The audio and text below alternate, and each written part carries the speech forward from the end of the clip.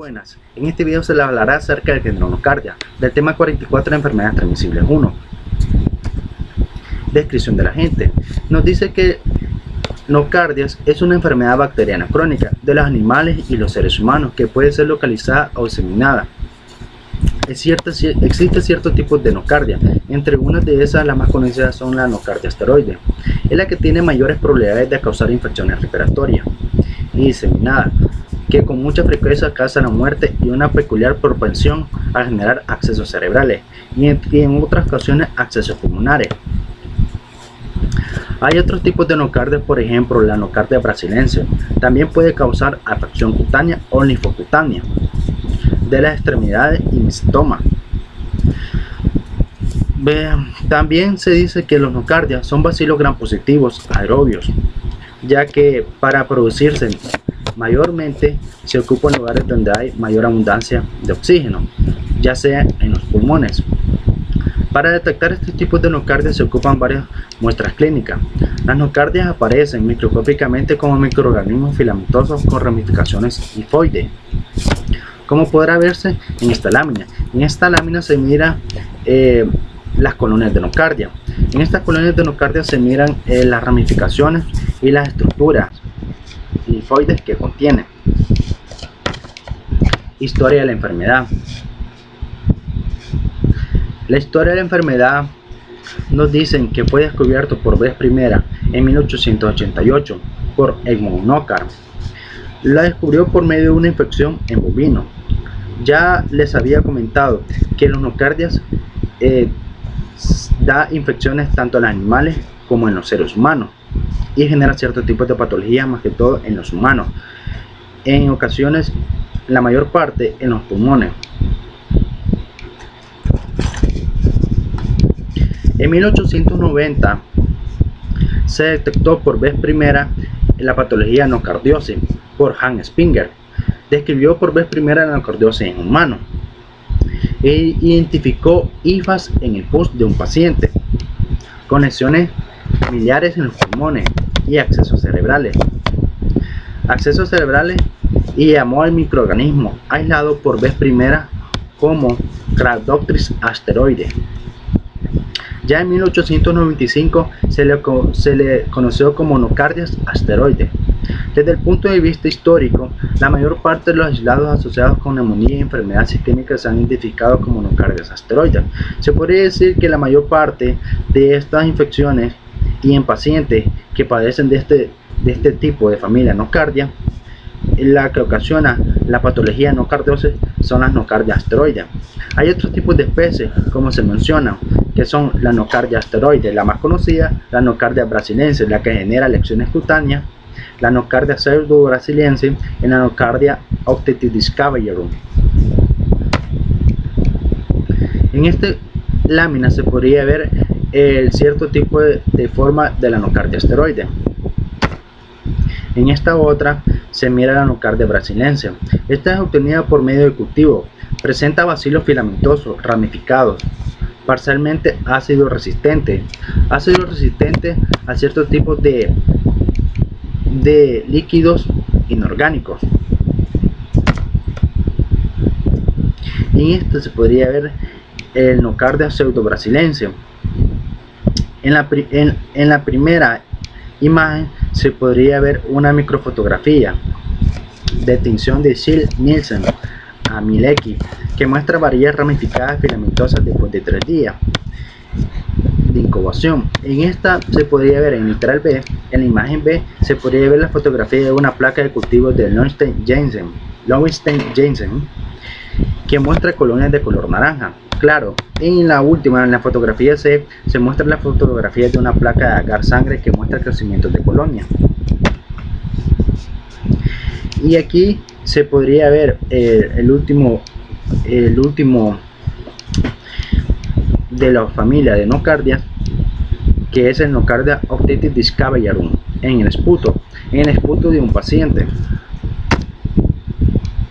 Epidemiología y distribución.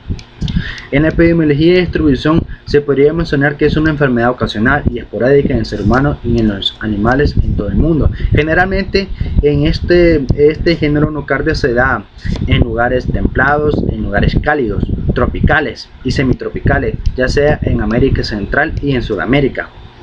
Las infecciones por nocardia son exógenas. ¿Qué quiere decir?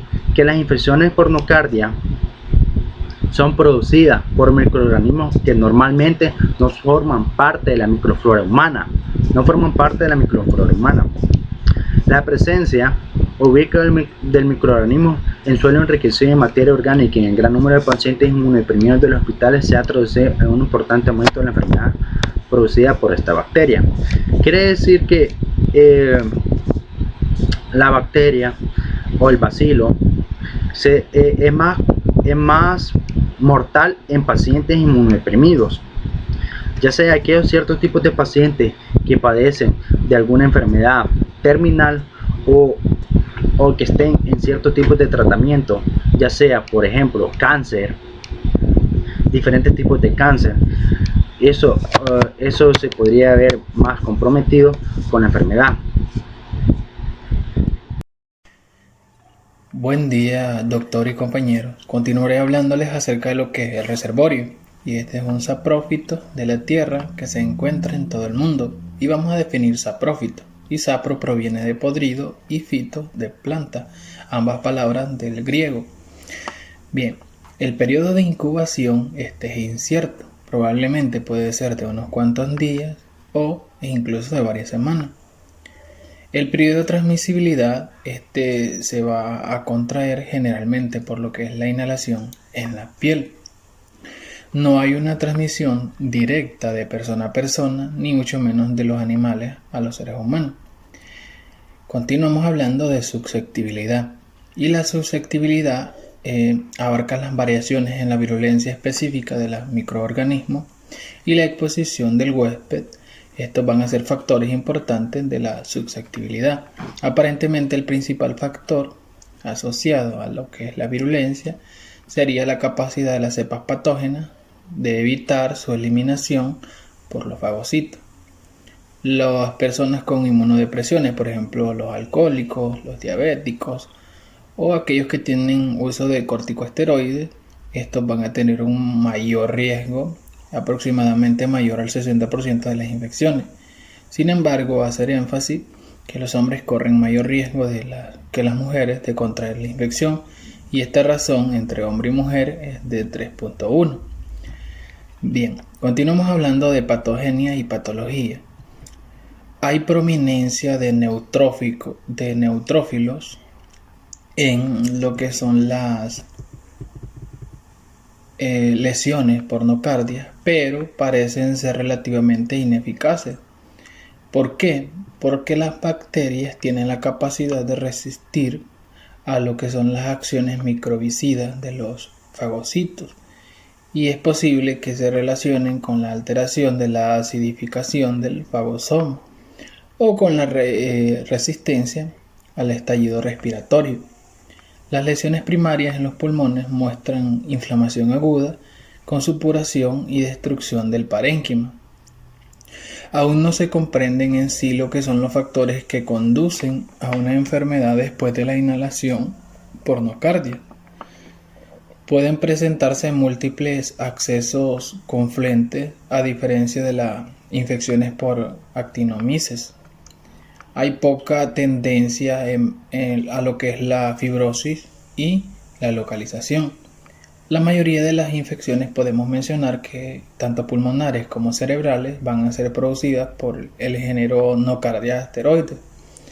Casi en todos los casos, lo que son las nocardiosis es una infección oportunista relacionada con varios factores de riesgo, la mayor parte de los cuales alteran las respuestas inmunitarias mediadas por células, incluyendo el tratamiento con corticosteroides, como anteriormente lo mencionábamos, la inmunodepresión, el trasplante de órganos, el SIDA y el alcoholismo.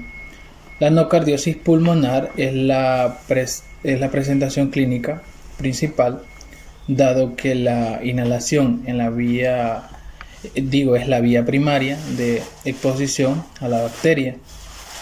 Puede tener lugar una variedad de síntomas, incluso fiebre, sudor nocturno, pérdida de peso, dolor torácico, tos, con o sin producción de esputo y lo que es la disnea. Ahora, las cepas patógenas de nocardia se protegen de estos metabolitos por medio de lo que son las secreciones de catalasa y superóxido de dismutasa. Igualmente, la superóxido dismutasa asociada a la superficie confiere protección a las bacterias. Por ejemplo, las nocardias también pueden sobrevivir y replicarse en lo que son los macrófagos, pero deben de seguir ciertos requisitos. Por ejemplo, evitar la fusión de los fagosomas, lisosomas, que estos van a estar mediados por lo que son los cofactores. Evitar lo que son la acidificación del fagosoma y evitar la erradicación mediada por la fosfatasa ácida a través de la utilización metabólica de esta enzima como fuente de átomos de carbono. Y las infecciones cutáneas, estas van a ser muy prominentes, por ejemplo en la inoculación directa del nocardia. Normalmente la especie de Nocardia brasilensis, que produce una pústula superficial en lo que es el sitio de la inoculación. Las características típicas de la nocardiosis es un acceso intensamente infiltrado con neutrófilos y necrosis notoria. Hablaremos también acerca de lo que es la actinomicetoma, siempre hablando de patogenia. Se caracteriza por una inflamación supurativa con formación de trayectos fistulosos.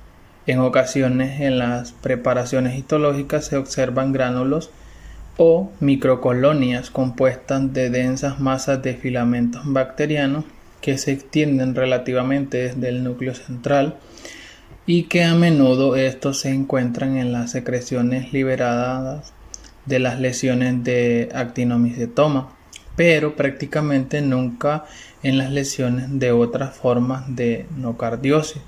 Bueno, esto ha sido todo. Gracias. Buen día, doctor Portillo. Mi nombre es Darlene Andrea Gutiérrez Velázquez y a mí me corresponde dar continuación con el apartado del cuadro clínico. El cuadro clínico más común de la nocardiosis es la infección pulmonar, que ésta puede manifestarse inicialmente con neumonía, accesos pulmonares o cavernas. Las infecciones clínicas no son distintivas y remendan a tuberculosis u otras infecciones, pero esto será explicado mejor en el apartado del diagnóstico diferencial. Bueno, en las radiografías torácicas se puede mostrar infiltrado focal, nódulos multifocales e incluso formación de cavidad. Las consolidaciones pulmonares se pueden desarrollar, pero rara vez hay una formación de granuloma o calcificación.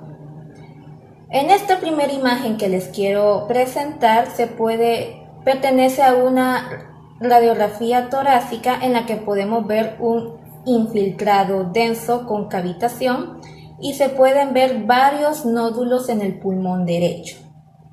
En esta segunda imagen que les presento pertenece a una tomografía computarizada en la que se pueden ver nódulos bilaterales.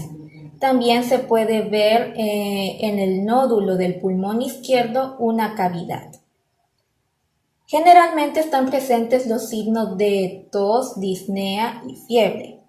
Aunque el cuadro clínico no sea específico para nocardia, se debe considerar a este si el paciente inmunodeprimido es aquejado con neumonía y presenta las características radiológicas que ya les expliqué anteriormente, y especialmente si hay indicios de diseminación al sistema nervioso central. Por lo general, la infección pulmonar puede ser aguda, crónica o recurrente. Continuando, las infecciones linfocutáneas se manifiestan como nódulos cutáneos y ulceraciones a lo largo de los vasos linfáticos. En esta imagen que les presento podemos observar una lesión cutánea causada por nocardias. Las infecciones cutáneas pueden ser primarias como micetoma, que ya vamos a hablar más específicamente de ella, infecciones linfocutáneas que ya les acabo de mencionar, celulitis y accesos subcutáneos. En forma carática, el cuadro cutáneo involucra fústulas, fiebre, linfadenitis dolorosa en los ganglios linfáticos regionales. Ahora hablemos del micetoma. El micetoma es una infección indolora crónica que se caracteriza por la inflamación subcutánea localizada, con afectación a los tejidos subyacentes, el músculo y el hueso, supuración y formación de múltiples fístulas. Varios microorganismos lo pueden producir, pero la Nocardia brasiliensis constituye la más frecuente, y tales infecciones rara vez se diseminan. Se caracteriza por edema, supuración de los tejidos subcutáneos y se localiza predominantemente en la parte distal de las extremidades. En esta imagen que les presento es de un micetoma provocado por Nocardia brasiliensis. En la imagen A se puede ver a un pie que tiene senos secretantes, lesiones blanquecinas gigantes con secreción purulenta. En la imagen B se puede ver una radiografía de este mismo pie en la que se muestra un aumento de tamaño de los tejidos subyacentes y lesiones osteolíticas. En la imagen C se muestra una microscopía directa de las lesiones teñidas con Lugol, y en la imagen D se puede observar una tinción de ácido periódico de Schiff que es de la biopsia de este pie. Continuando, el proceso patológico usual es la formación de abscesos, es decir, inflamación por neutrófilos. La diseminación hematógena por el pulmón a menudo involucra el sistema nervioso central y esto provoca accesos cerebrales. Hasta un tercio de los pacientes con infecciones por nocardias presentan afectación al encéfalo, esto por lo general por accesos cerebrales únicos o múltiples. En esta imagen que les presento ahorita se puede observar un acceso cerebral provocado por nocardias justo en el lado izquierdo de esta radiografía. La enfermedad se puede manifestar inicialmente como una meningitis crónica y los signos clínicos del acceso cerebral dependen mucho de la localización y el tamaño exacto de este. Ahora bien, el cuadro neurológico puede ser particularmente confuso, más aún cuando hay presencia de múltiples lesiones. A modo de síntesis les presentamos el siguiente cuadro, que resume las manifestaciones clínicas provocadas por la nocardiosis. Prácticamente la nocardiosis se manifiesta de 5 formas: enfermedad broncopulmonar, micetoma, enfermedad linfocutánea, celulitis y accesos subcutáneos y acceso cerebral. La enfermedad broncopulmonar se presenta como una infección pulmonar indolora con necrosis y formación de abscesos y diseminación al sistema nervioso central. El micetoma es una enfermedad destructiva progresiva crónica que se afecta generalmente las extremidades con granulomas supurativos, fibrosis y formación de fístulas. La enfermedad linfocutánea se caracteriza por la formación de granulomas crónicos con nódulos subcutáneos eritematosos. La celulitis y los accesos subcutáneos forman úlceras granulomatosas con eritema circundante y que afecta los ganglios linfáticos. Y por último, el acceso cerebral, que es una infección crónica que puede provocar fiebres, cefaleas y deficiencias locales y se relacionan con la localización de los accesos y son de crecimiento lento. Esto es todo por mi parte, muchas gracias por su atención. Continuando con el desarrollo de lo que es la exposición del género nocardia, nos enfocaremos en dos apartados muy importantes, los cuales son el diagnóstico de laboratorio y el diagnóstico diferencial. Ambos van a ser una parte demasiado importante para nuestro conocimiento de este microorganismo. Ahora, el diagnóstico de laboratorio. Si bien la identificación del microorganismo como tal, de la especie, de lo que es la bacteria en sí, este microorganismo que es la nocardia, no representa una tarea difícil ni tampoco compleja, lo que involucra la dificultad es la identificación de a cuál especie de este género de nocardia pertenece, puesto que hay más de 100 especies, como por ejemplo Nocardia asteroides, Nocardia brasiliensis. Cada una de ellas son muy diferentes dentro de sí por la constitución de su genética y la constitución molecular que estas tienen. Partiendo de esto, nosotros vamos a tener que la identificación como microorganismo de la nocardia como tal no va a ser difícil, pero la identificación de su especie sí va a ser tarea difícil. Las muestras se van a obtener o van a consistir en una prueba de esputo, pus, líquido cefalorraquídeo y material de biopsia. Nosotros, al realizar un frotis con tinción de Gram, va a revelar algo muy importante, y esto lo veremos a continuación, de que las bacterias nocardias son ácido alcohol resistente. ¿Qué quiere decir esto? Que tienden a decolorarse a pesar de que estas son gram positivas. Su tinción a veces tiene un resultado mal. ¿Qué quiere decir esto? Un mal resultado en la tinción va a involucrar que ésta no tenga el color característico, que es ese color violeta o morado, sino que va a presentar una decoloración rosácea. Es por eso que a veces se suele confundir con algunos hongos. El frotis de tinción de Gram, aparte de esa característica que es Gram positivo, que algunas veces por su característica alcohol resistente va a involucrar esa decoloración por una mala tinción de Gram, va a revelar morfológicamente células cocobacilares y multifilamentosas. A estos multifilamentos y ramificaciones se les va a denominar dicotomías, algo muy característico de este género nocardia. Y como mencionábamos anteriormente, la identificación de casi todas las especies implica un análisis más complejo, más especial, puesto que con técnicas de laboratorio básicas y normales no se pueden lograr.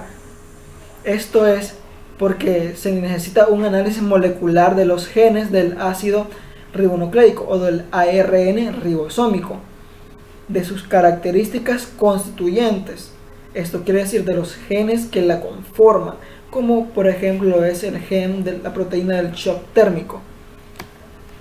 Acá podemos observar de manera muy especial una tinción de Gram, lo que se ha recolectado de una prueba de esputo, y podemos evidenciar dos cosas muy importantes, que es lo que mencionábamos, que se da una decoloración de la tinción de Gram como que si fuese un color rosáceo, siendo característico de microorganismos gram negativos, pero tomando de base que las nocardias son microorganismos gram positivos y que se tienden a decolorar por esa capacidad o característica alcohol ácido resistente que presentan en su pared por los ácidos micólicos. Y podemos observar también sus extensas ramificaciones. Podemos observar sus extensas ramificaciones, se pueden presentar como acá, como cocos, como bacilos, y su característica fundamental, multifilamentosas con dicotomías. El diagnóstico diferencial. El diagnóstico diferencial, este va a comprender de distinguir las diferencias de todo ese cuadro sintomatológico o de las manifestaciones clínicas mejor dicho, que se da a consecuencia de la nocardia, entre otras manifestaciones, pero provocadas por otro agente, es decir, van a presentar similitudes, pero van a ser muy diferentes, porque el microorganismo en cuestión o lo que es el agente causal de todo este cuadro sintomatológico va a ser diferente, como en el caso de lo que es la neumonía por el Streptococcus pseudomoniae. Esta va a causar, al igual que la nocardia, pérdida de peso, fiebre, dolor, tos, dificultad para respirar. Es por ello que se suelen confundir los diagnósticos. Ahora, el absceso cerebral. Algo muy característico que es cuando la nocardia se ha diseminado por todo el torrente sanguíneo y ha llegado a través de la circulación sistémica a lo que es el encéfalo, este crea o forma abscesos cerebrales. Algo que en radiografía se puede evidenciar y que no solamente la nocardia puede crear abscesos cerebrales y que en una radiografía nosotros nos vamos a guiar por los nódulos que nosotros vamos a ver, pero que no solo la nocardia lo puede causar, sino también lo pueden causar todos esos nódulos y abscesos cerebrales, el Toxoplasma gondii, varias especies de hongos, de Aspergillus. Esto es muy importante porque anteriormente se solía confundir a la nocardia con lo que es diversos tipos de hongos, algunas especies de cándida y C. neoformans. La tuberculosis pulmonar por la Mycobacterium tuberculosis. ¿Esto por qué? La nocardia, al nosotros expectorar u obtener una prueba de esputo, podemos encontrar en la nocardia que va a presentar lo que es un esputo purulento, a veces sanguinolento, de manera verdosa, espeso, al igual que en la tuberculosis, compartiendo estas mismas características.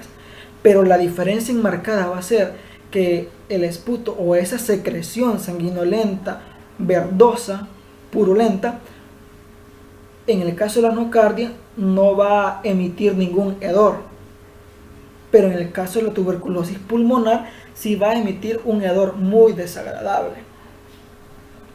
Los abscesos pulmonares que pueden causar microorganismos como Staphylococcus aureus, Bacillus gram negativos, Pseudomonas aeruginosa y diferentes enterobacterias. Los micetomas, que son una enfermedad del tejido conjuntivo, la cual puede afectar lenta y progresivamente tanto a nivel de la piel como a nivel de los ganglios linfáticos, causando diferentes erupciones subpurulentas.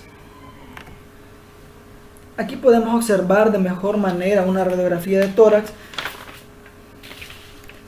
en este caso causado por el Streptococcus pseudomoniae, que da como resultado lo que es un cuadro típico de neumonía. Aquí se pueden ver diferentes infiltrados. Estas partes blancas no tendrían que estar en un pulmón sano. Observemos de mejor manera cómo se ve en este espacio el parénquima de este órgano, de los pulmones. Observemos, es radio oscuro y aquí muestra radio opacidad, radio opaco, que es todo este contorno blanco, lo que quiere decir que hay infiltraciones en los pulmones. Y aquí podemos observar de una mejor manera un TAC, una tomografía axial computarizada, diferentes nódulos, los cuales son infiltraciones también muy característicos de la neumonía, pero también característicos de lo que es la nocardia a nivel del sistema respiratorio cuando afecta los pulmones. Y aquí podemos observar que los abscesos cerebrales no solamente pueden ser causados por la nocardia, sino también por otros microorganismos como el Toxoplasma gondii, el C. neoformans, y también suelen confundirse con tumores o neoplasias que se forman a este nivel. Aquí podemos observar de una manera tan precisa cómo este absceso cerebral va comprimiendo las estructuras cerebelosas. En este caso, estos abscesos que son de la nocardia avanzan directamente comprimiendo todas las estructuras hacia los ventrículos, es decir, va a comprimir todas las masas cerebrales. Aquí lo podemos observar de mejor manera. Empieza oprimiendo las masas cerebrales hasta llegar a lo que es los ventrículos cerebrales. Aquí podemos observar de una mejor manera.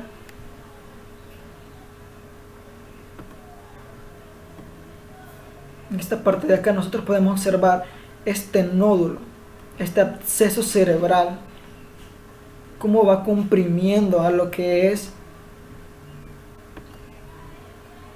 los ventrículos. Si ustedes pueden observar, hay una gran diferencia entre este ventrículo y este otro, puesto que este no se ha visto involucrado con lo que es una presión. En cambio este sí está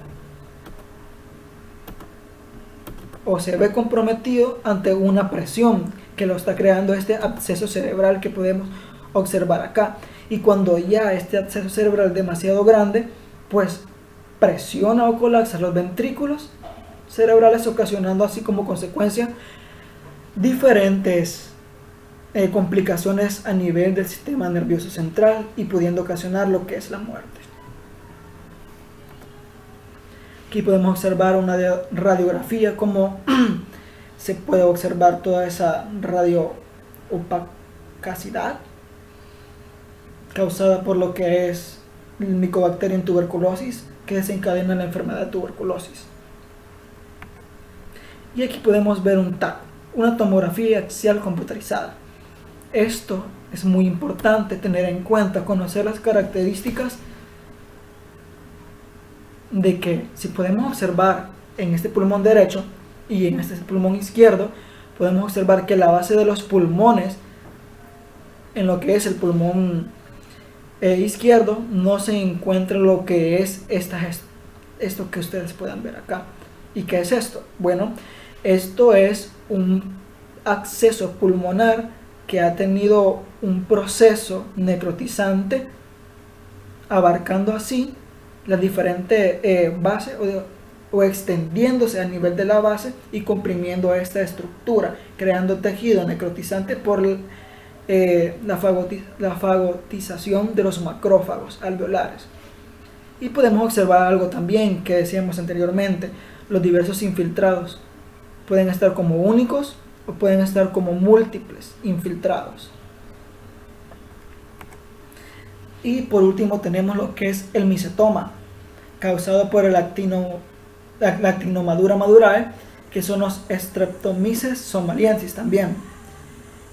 Como mencionamos anteriormente, los micetomas son una enfermedad que avanza progresivamente, una manifestación clínica de la enfermedad por nocardia y de otras que avanza progresiva y lentamente. Es una enfermedad indolora, pero crea supuraciones, lo cual es molesto, y podemos observar cómo estas avanzan lentamente y van afectando el tejido subyacente. Empieza como una pequeña roncha o como una pequeña pústula en lo que es el tejido conjuntivo, en la dermis, y va avanzando hacia los tejidos más profundos lentamente, causando este patrón muy característico. Esta ha sido mi participación y por su atención muchas gracias. Yo voy a continuar hablándoles sobre el tratamiento. El tratamiento de elección es el trimetoprim sulfametaxazol. A principio se administra el trimetoprim a razón de 10 a 20 miligramos por kilogramos y sulfametaxazol a dosis de 50 a 100 miligramos por kilogramos al día, fraccionados en 2 dosis. Más tarde las dosis disminuyen a un mínimo de 5 miligramos por kilogramos y 25 miligramos por kilogramos respectivamente. Cuando los pacientes no responden, se utilizan otros antibióticos diversos con éxito como la amikacina, el imipenem, el meropenem, las fluoroquinolonas, las linezolidas, también la cefotaxima y las minociclinas. Sin embargo, puesto que el patrón de sensibilidad varía dependiendo de la especie, es necesario realizar las pruebas de sensibilidad para guiar el método terapéutico. Además del tratamiento antimicrobiano, por lo general prolongado, puede ser necesario el drenaje quirúrgico o bien la resección. Se puede emplear el trimetoprim sulfametaxazol como tratamiento empírico inicial en las infecciones cutáneas en pacientes inmunocomprometidos. La amikacina, que es el fármaco parenteral de actividad mejor establecida, excepto en los casos en el que incluyen el complejo N-transvalensis, se administra de 5 a 7.5 miligramos por kilogramos cada 12 horas y de 15 miligramos por kilogramos cada 24 horas. La aminociclina, que se administra de 100 a 200 miligramos cada 12 horas, es eficaz con frecuencia. Por lo general, las otras tetraciclinas no son muy útiles. El tratamiento antibiótico en las infecciones graves o en las infecciones cutáneas de los pacientes inmunocomprometidos debe incluir de 2 a 3 antibióticos como el trimetoprim sulfametaxazol más amikacina para infecciones pulmonares o cutáneas y trimetoprim sulfametaxazol más imipenem o cefalosporina para las infecciones del sistema nervioso central. Debido al lento crecimiento de nocardia y que se asocia con recidivas terapéuticas, se recomienda utilizar un tratamiento prolongado hasta de 12 meses, aunque la respuesta clínica es favorable en los pacientes con infecciones localizadas. El pronóstico de los pacientes inmunodeprimidos con enfermedad diseminada no es nada favorable. La combinación de amoxicilina más ácido clavulánico se ha utilizado con buenos resultados como tratamiento de rescate. De las combinaciones de dapsona y trimetoprim sulfametaxazol más aminoglucósidos. No obstante, puede generarse resistencia y no es eficaz contra la Actimadura madurae o Nocardia madurae. La amoxicilina combinada con el ácido clavulánico administrada 2 veces al día suele ser muy eficaz, excepto en los casos de personas que padecen enfermedades por cepas del complejo N-nova, en las cuales el clavulanato induce a la producción de lactamasas. En los casos de resistencia puede emplearse una amikacina combinado con un carbapenémico como el imipenem y también el meropenem, que rara vez necesitan una intervención quirúrgica. Aunque la mayoría de las cepas de nocardia son relativamente resistentes a la penicilina, algunos de los betalactámicos más novedosos, como el imipenem y la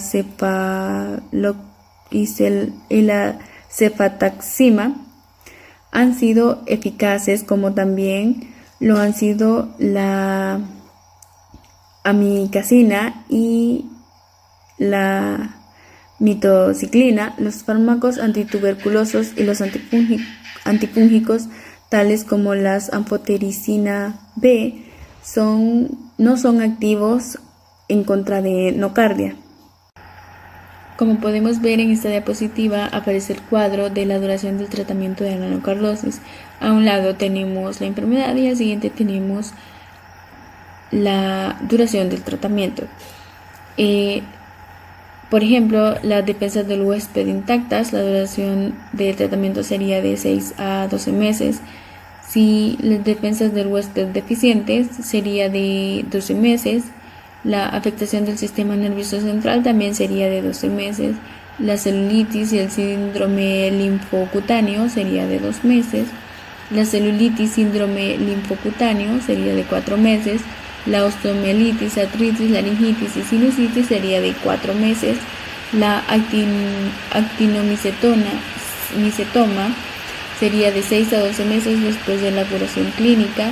La queratitis sería un tratamiento tópico hasta que la curación sea evidente. En general, hasta de 2 a 4 meses después de la curación manifiesta.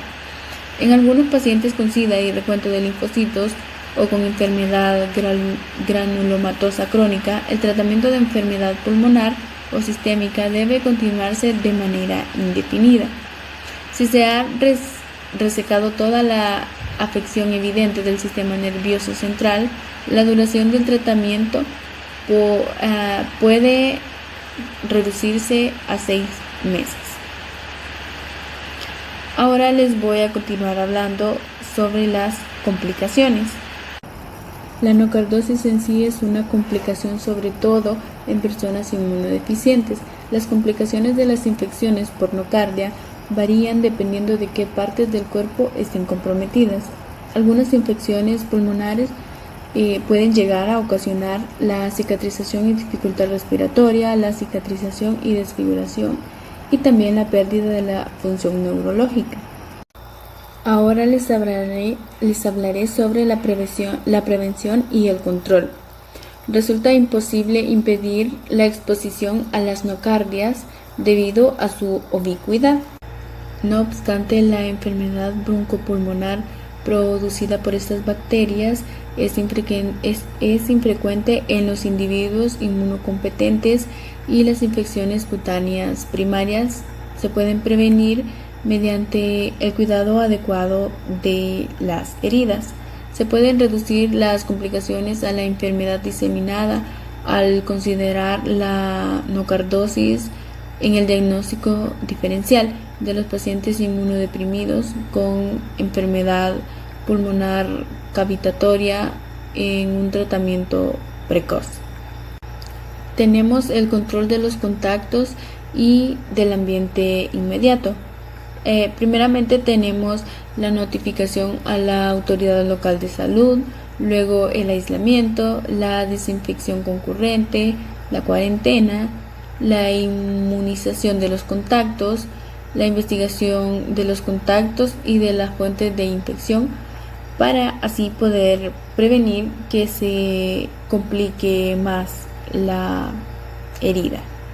Esta ha sido mi participación. Gracias.